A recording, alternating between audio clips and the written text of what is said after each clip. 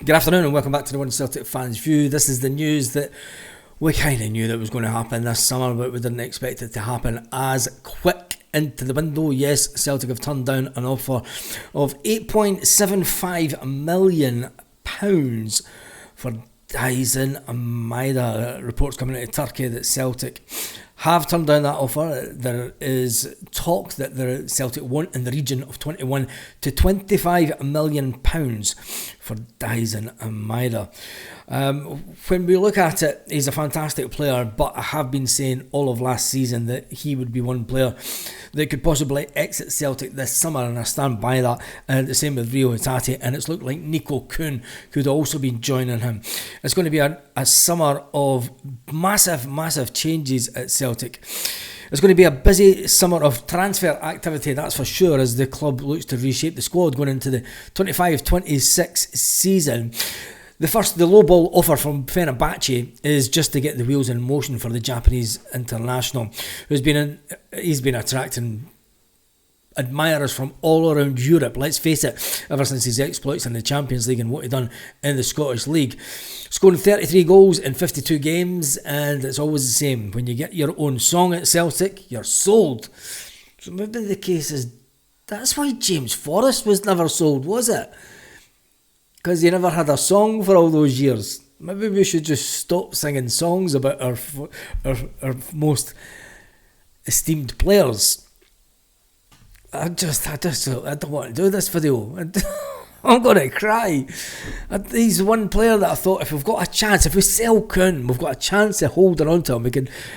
But then with the news coming out that Celtic are looking for €25 million, £21 million. The opening bid of €10 million has been rejected out of hand by Celtic. It goes on to say, also saying that oh, come on. Oh no. Saying that Spurs, if Ange stays at Spurs, they might look to put in a bid for Daizen Maeda this summer. Also, the fact is, he was brought to Celtic for £1 million, a £25 million turnover on the player. Is a good piece of business by Celtic. It's not the news that you maybe wanted to hear today, but the fact that time is ticking.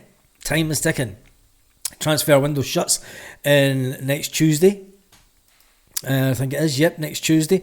Transfer window closes for a week, and then it opens back up on the 16th.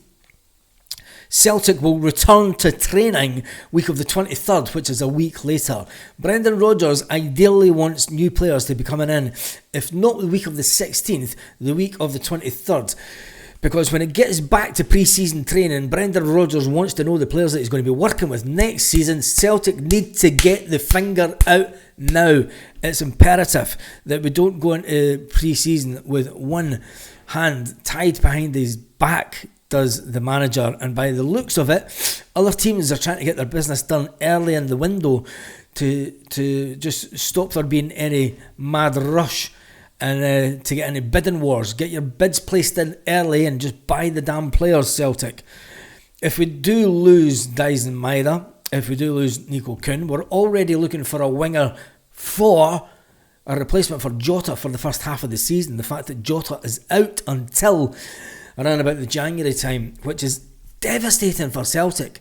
It's basically the whole firepower of the team will have been sucked out it and thrown into the ethers of top 5 European club football. And where does it leave Celtic? Brendan Rodgers says, look, it is going to be one of those seasons. Last season he did say that. He says that it's a very challenging season when it comes to players. He knew that there was players that wanted away, and he knows that players, and he has said that even after his first time at Celtic and this time, he knows that he will lose some of his better players. All of them. I just don't know where Celtic are going here. I mean, if you want to go into the Champions League qualifier and you want to be as strong as you can, you want to be doing it with a team of players that's been together for a few years, and that has that little bit of consistency. A great Josef Venglos quotation when he was Celtic manager: consistency. And we've got the chance of going into the summer, and it's going to rip the team apart, I feel. Now, the team across the road will be sitting there thinking, yes, we'll rip them apart and we can come in with our new singing yippee-yi-yay, motherfuckers. At the end of the day, if we sell each player for 20 odd million, it just adds to the coffers at Celtic. Now, Celtic need to go out and get high quality players to bring in return.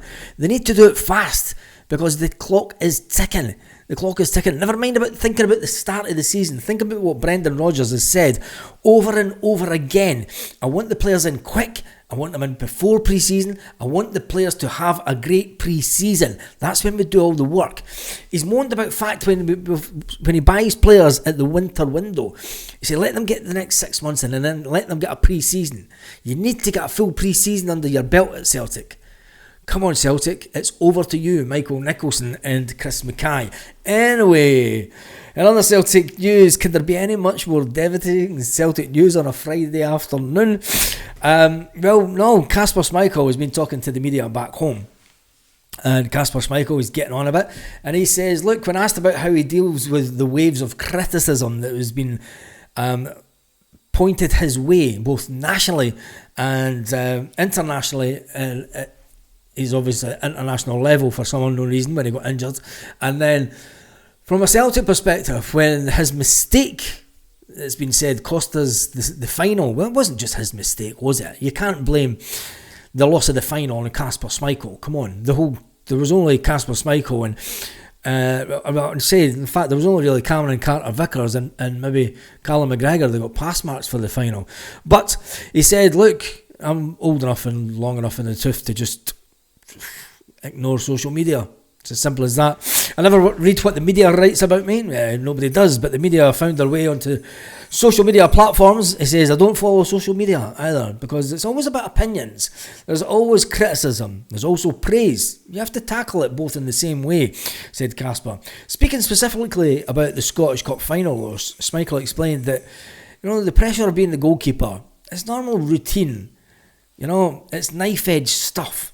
Goalkeepers, it's the life of the goalkeeper is all about pressure. Because when it comes down to it, we're in the last line of defence. And if we cock up, we've got to take on the chin. We're to blame. But it's always the smallest of margins that determine whether you have a decisive role within any football match. That moment where it hits off the under palm of his hand and slides under him and goes into the net, you could say was, he should have hit it with the palm of his hand. Goalkeeper explained that goalkeepers are always in the firing, more so than other players who make mistakes on the pitch. He used the Aberdeen defeat as an example. He says, towards the end of the final against Aberdeen, when the final whistle blew and it wasn't in our favour, it was my mistake that was talked about. It was just my mistake that was talked about. Never mind the rest of the players that were pure shite, he said. No, he never. He should have, wouldn't he? Kasper knows it. He knows it. You know it. I ken it. Patsy kens it. Anyway, the 39-year-old's mental strength is one that's going to shine through for Celtic coming into the next season. And we're going to need some stability at the club, and especially when it comes at the back. Looks like there's going to be changes when it comes to the defence also, with talk being that Mark Norowski is looking to go back to Poland to play some football. What we need to do is get over the cup final loss. We've all done that. We've all moved on. It's time to regroup, refresh, and back the team onto another successful season with Celtic. Although the transfer window this summer might make you think otherwise.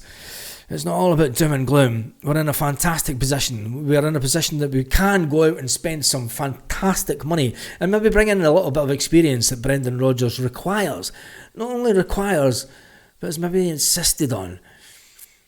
I can't wait till they get back to pre-season because it'll be listening to every single word that Brendan Rodgers makes during the pre-season tours with very, very close ears, because when I think back to last summer, and you've always got to look back to this previous summer, and the comments that Brendan Rodgers made on the American tour, when he made it at Lennoxtown, he was very frustrated by the time that he got to America. and the new players hadn't come in. When it got to the start of the season and Kyogo Furuhashi goes down holding his shoulder, he was sarcastic in the way that he said, "Oh my goodness, how quick did that deal get done? I didn't expect that one, did we?" Brendan Rodgers is playing the game, but in his final season, his final year of the contract at Celtic, will this summer determine will he be Celtic manager for much longer? He will see out the remainder of his contract, that is for sure. He has guaranteed Celtic fans that he'll be here 200%. I think it's what happens after that we're a little bit worried about, isn't it? Because, yes, managers can come and go, and we've been quite successful over the last 25 years with the odd little hiccup. But if we want to take the next step in the European context, we have to get the players in quick, and we have to get them into the Brendan Rodgers mindset and way of playing. So it's over to you, Celtic. We're all watching. And on that note, have an absolutely fantastic day, Celtic fans, wherever you are. I've got a funny feeling that Fenerbahce are going to come in before Tuesday and put in a bigger offer for Daizen Maeda. I did say that in this morning's live. I said the dates to watch out for are obviously coming up to next Tuesday. Teams will want to try and get ahead of schedule because it's then the window's closed until the 16th. It doesn't give teams a lot of time before their pre-season, does it? On that note, have a fantastic day wherever you are, Celtic fans all around the world.